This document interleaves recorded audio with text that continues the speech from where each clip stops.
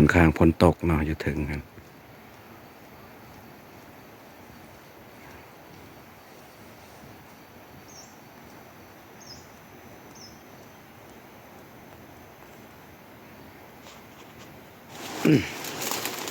ยิงตัวผ่านนะพี่น้องเราบ่ถือจากถือจากบอยยังบ่หูเพราะว่าบ่เห็นเลยมันมืดหน่อยนึงนะนี่ก็เวลา6 โมงหยั่งนะ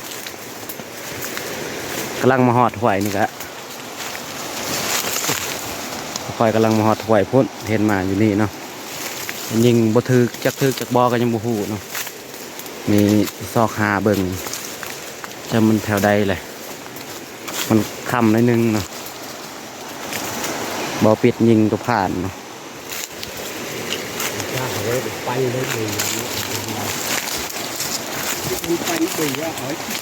ความใกล้ประมาณ60 เมตรประมาณนั้นเลยอยู่นี่เมื่อกี้เนาะอยู่เท่านี้แหละว่าแต่พุ่นกำลังว่าสิเกียมกินข้าวหากมาฮอดข่อยนี่จะเห็นตัวผ่านอยู่นี่เนาะ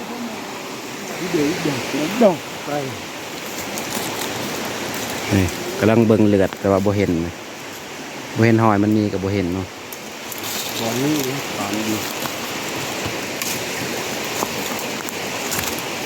ครับมากินข้าวก่อนนี่แหละทีมงานของข่อยเนาะโอ้ยบ่ถือจักถือกับบ่ถือเอาต้องมีปันก่อนนี่ก็สิเกี่ยมไปเยื่องเลยเขาแยกคนไว้1-2 คนคุณเล่นคือประมาณคุณออกกับพี่ยงแล้วตอนนี้ก็เกี่ยมใส่ลูกปืนเนาะสิเกี่ยมไปเยื่องไปก้านเลยเนาะพอมันคำแล้วมืดตึ๊บแล้วไปตรงนี้ใส่ลูกปืนก่อนลูกปืนแก๊ป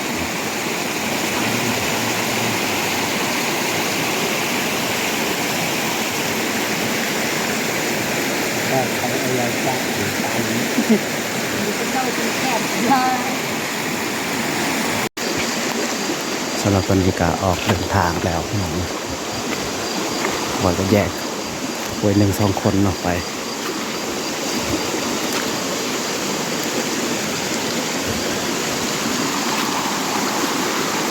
มาลุ้นมาดูนำกันแล้วพี่น้อง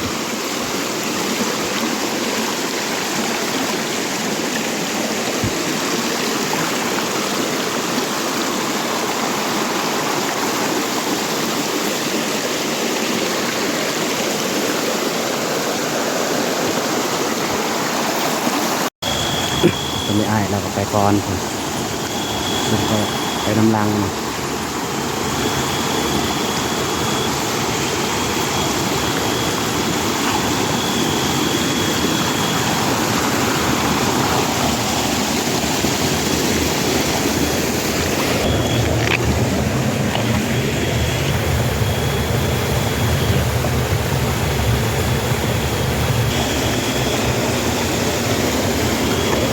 ใหญ่เลย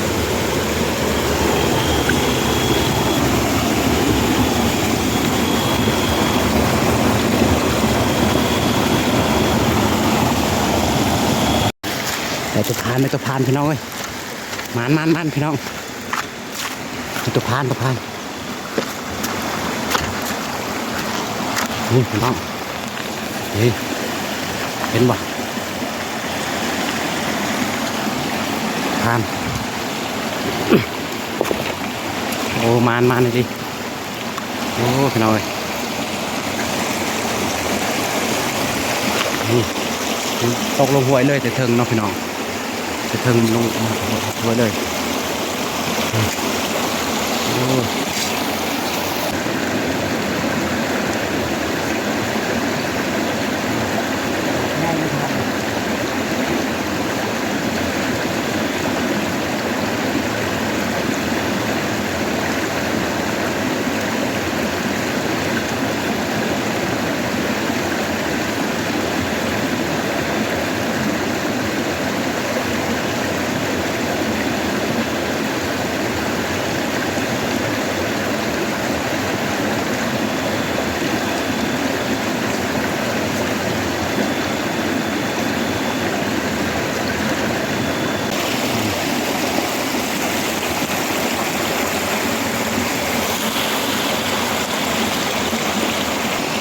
มันก็มา2 คนทางนี้เนาะ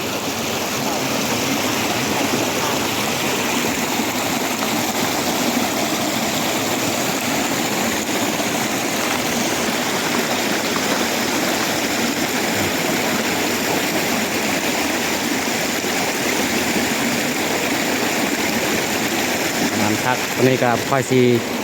มัดไว้อยู่เทิงเนาะพี่น้องเพราะว่ายังสิไปต่อเนาะมันยังไกลเนาะพี่น้อง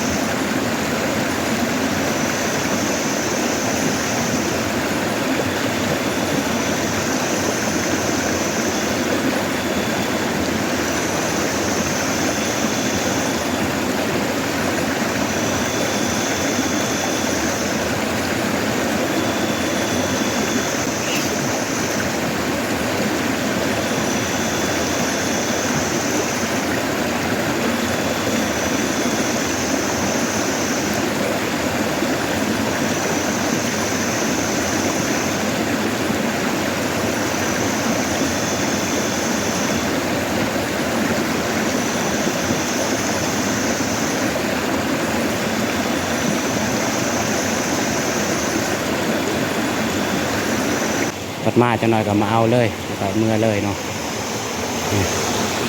อีกนึงอ้ายคอยหันเลยกำลังใส่ลูกปืนอยู่เราสิไปต่อ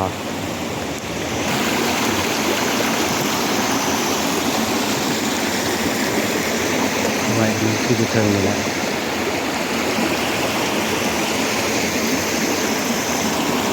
อันนี้ก็ไปต่อเลยนะครับตอนนี้ก็ได้ยิงนู1 โตนะพี่น้องนูพุกเนาะตัวใหญ่เลย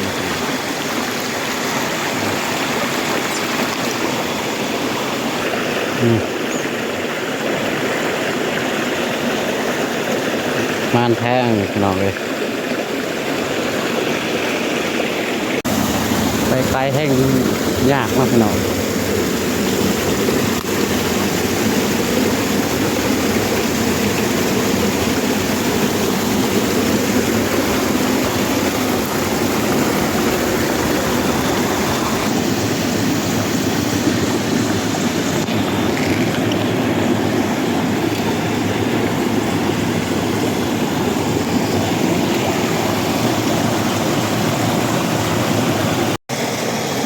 ปืนมันลั่นเนาะพี่น้องว่าสิยิงตัวผ่านอยู่พุ่นเนาะแล้วมันลั่นก่อนว่าได้โตใหญ่คือกันแล้วผ่านตกน้ำกับปืนเดี๋ยวสำหรับตอนนี้คอยจะได้กัดเนาะเอาไปก้านกับไก่เติบแล้วพี่น้องเวลาที่ไปอยู่บอลไว้เครื่องเนาะ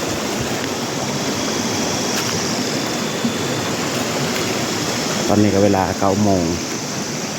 เราเสมอเลยเพราะไอ้ตอนที่นี่หาบอลคอยฝักถอนมันก็ยังไกลเติบเนาะพี่น้อง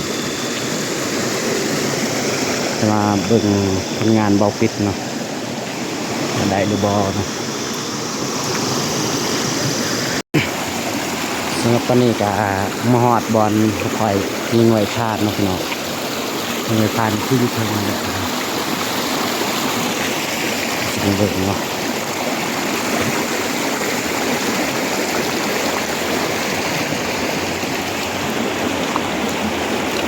ที่เก็บอยู่นี่แหละเห็นบอกมัดไว้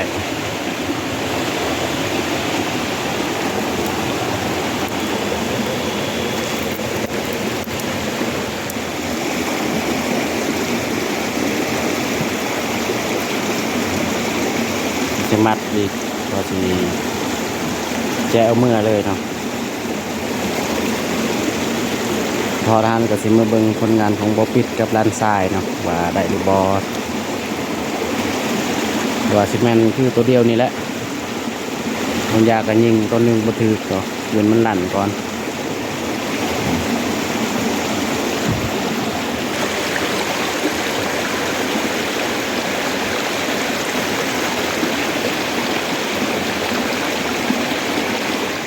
เนาะตอนนี้ก็มาฮอดบอลค่อยไว้เครื่องเนาะพี่น้องเป็นซอสการนูตัวหนึ่งตาลตัวหนึ่ง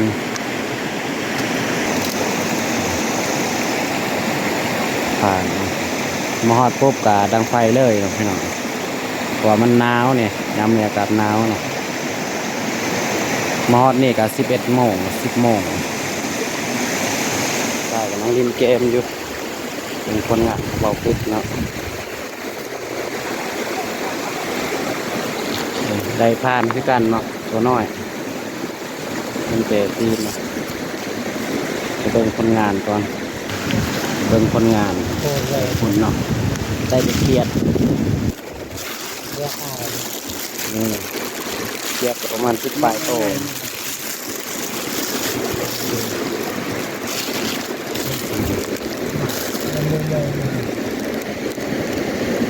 เห็นบ่อันนี้ก็คือผ่านตัววังกี้เนาะบองโอปิดก็คือลูกผ่านเนาะต้นของบอปิดกับลานทรายนี่ก็ได้เครียดลายอยู่เอานี่เห็นบ่ลูกผ่านตัวหนึ่งเนาะนี่ของบอปิดตัวหนึ่งเป็นไง จบ เรียกว่าได้ลายอยู่ จับโตทีที เทียมยัดกบเครียดแล้วก็เมื่อเนอะเมื่อบานเลยพี่น้องเพราะยังมันไกลออกเมื่อประมาณ1 โมง 2 โมงนี่แหละ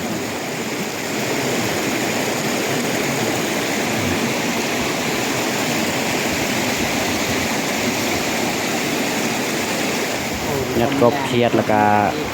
จะออกเมื่อเลยเนาะพี่น้อง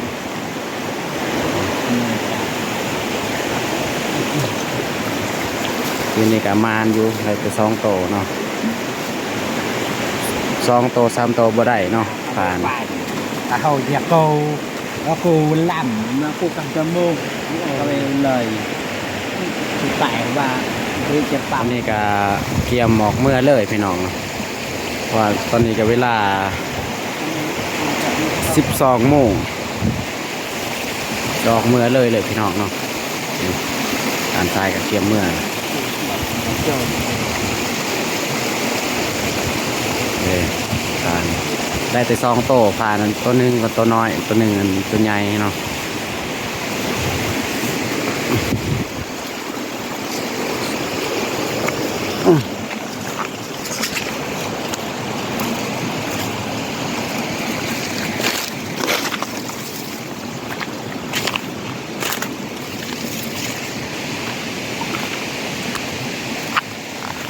ใส่แบตโทรศัพท์กับสิเบิดเลย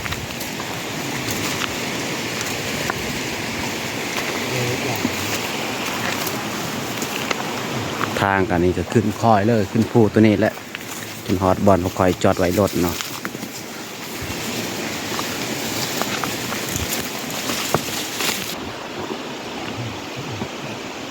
เป็นต้นยาจะบักเป็นต้นกระหล่ำ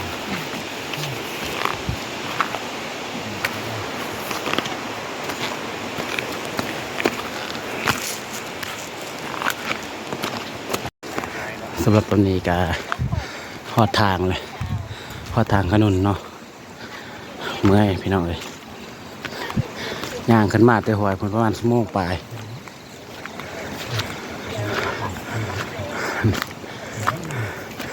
ฮอดทางขนุนเลย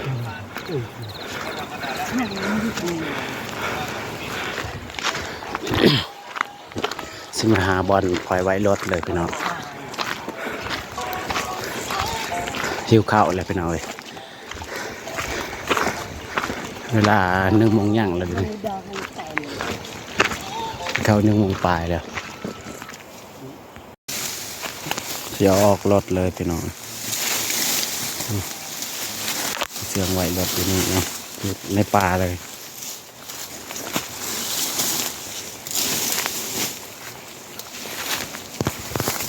รถห่างเนาะเสียออกรถอยู่ทางถนนค่อนข้างยากแน่อยู่นี่อยู่ป่าไม่แปลกเนาะพี่น้อง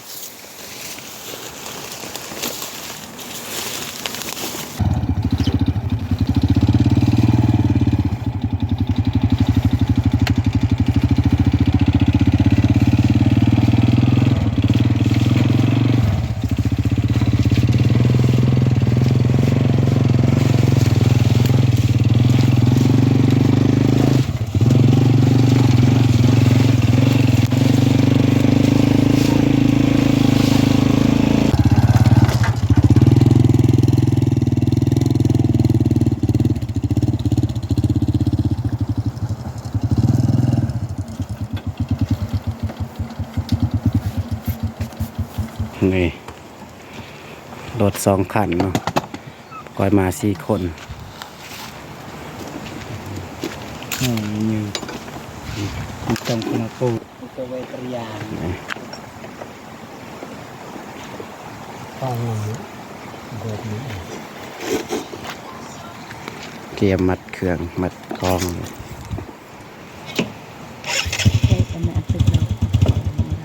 เกียร์มือเลยพี่น้องคอยกับมือนำลังสุดเขาปิดกับอายกับมาก่อนเนาะยันจะเราจิเจอสัตว์ตามทาง